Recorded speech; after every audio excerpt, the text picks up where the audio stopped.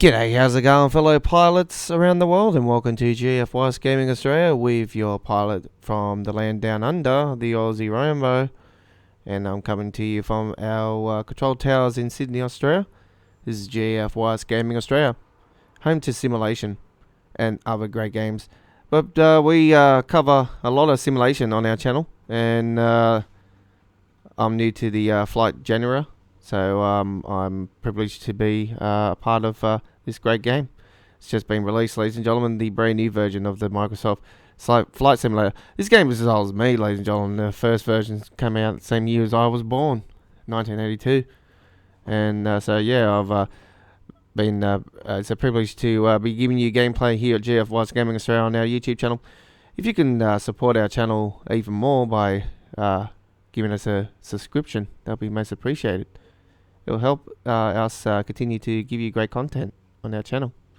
If you continue to support us, we know for a fact that we can continue to give you amazing games like this one. We've got over 40 brand new games coming between here in August and February of 2021, so there's a lot to look forward to, and we gotta even give you games even after that. So lots of great gameplay to come, folks. Train Sim World 2 is another simulator coming out in a couple of days' time. We'll also go do that on our channel. So we do a lot of Train Sim World 2020 already as well on our channel, folks, as well. So if you're interested in that, American Truck Simulator and Euro Truck Simulator as well. That's Euro Truck Simulator 2. I do apologize. So anyway, in this video, we're going to be talking about Microsoft Flight Simulator. We're giving you gameplay, and we're doing the training. We've already done the basic controls and camera video, so now it's time for the second one, the altitude and instruments installments one. So let's do this one. Enjoy.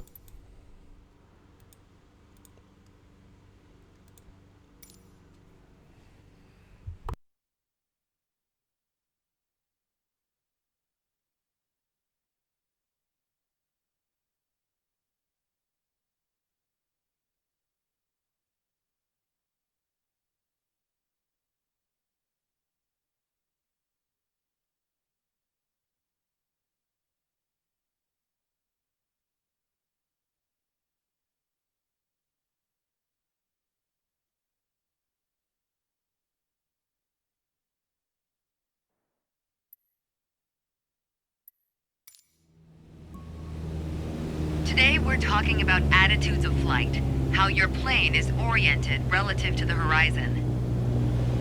If you look outside, you can see the cockpit is just about 4 inches below the horizon line. We're flying straight with a decent rate of speed. This is the cruise attitude. Let's see how it reads on your instruments.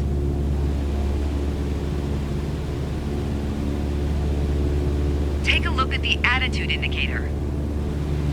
As the name implies, it shows your current attitude. The white line is the horizon, with the sky above and the ground below. That orange element in the middle, aligned with the horizon, that's your plane. Just like we saw outside, our current attitude reads pretty much straight and level. Okay, now let's see how much power the engine's generating. Check your tachometer. Looks like we're pushing around 2,300 revolutions per minute. Combined, attitude and engine RPMs translate to aircraft performance.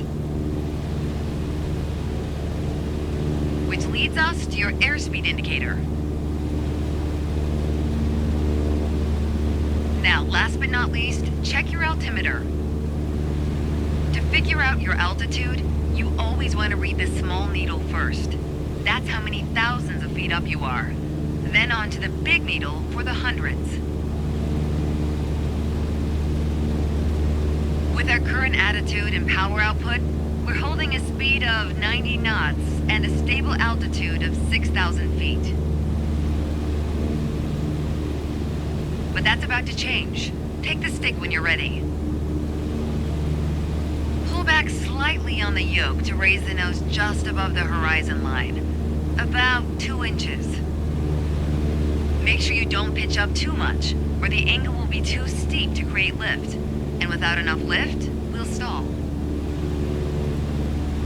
Alright, go full throttle and start climbing.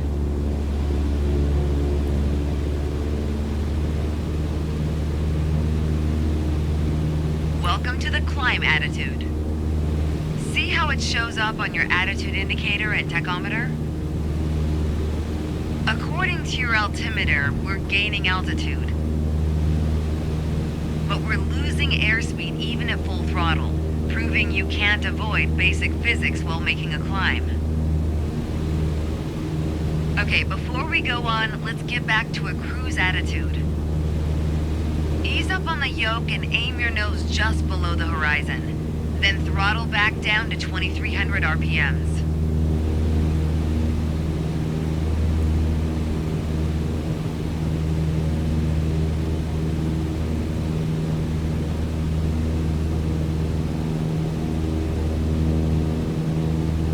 Nice job. We're now set up with the same attitude and power we had at the top of our lesson. Next up is the descent attitude. Start by reducing your RPMs to 1800. Then drop the plane's nose a bit further below the horizon.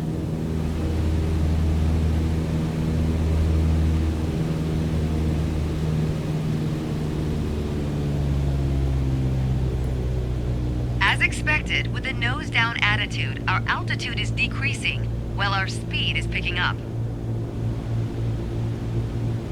Why don't you get us back to a cruise attitude, and we'll hit the last part of our lesson.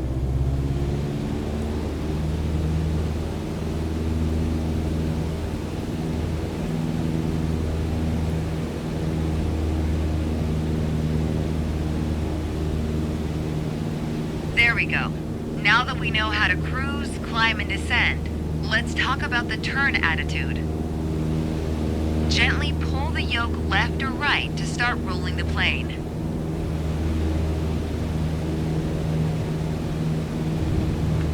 If you take a look outside, you can see how our attitude's changed, but you can also check your instruments for the details. As a general rule, you always want to keep your turns under 30 degrees. At the top of your attitude indicator, there's a series of notches representing 10 degrees each. Use them to control your roll.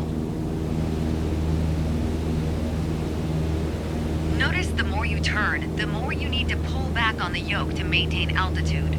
When you're rolling out, you'll need to do the opposite. Roll and push at the same time.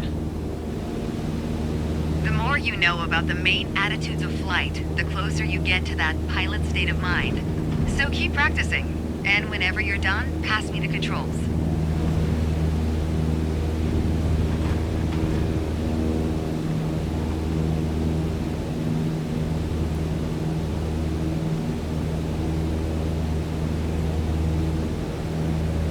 Thanks, I've got control now. Well done. Okay, so very nicely done indeed there. So we understand the cruise attitude, the understanding of the climb attitude, the understanding of the descent attitude, and the understanding of the turn attitude, ladies and gentlemen. So that is some basic training completed, ladies and gentlemen. And hopefully this brief will help you along your way to becoming a top pilot, ladies and gentlemen, in Microsoft Flight Simulator, the latest version here released in 2020. Don't forget to hit that subscribe button. Check out our Microsoft Flight Simulator playlist as we going to be giving you more of the introductions as I learn and you learn with us together here in this game here in 2020. We physically can't fly around the world, but we can on this amazing journey here on Microsoft Flight Simulator as we give you great gameplay here at GF Gaming Australia with your Aussie pilot, the Aussie Rambo. Till next time, I bid you a good day. Bye-bye for now.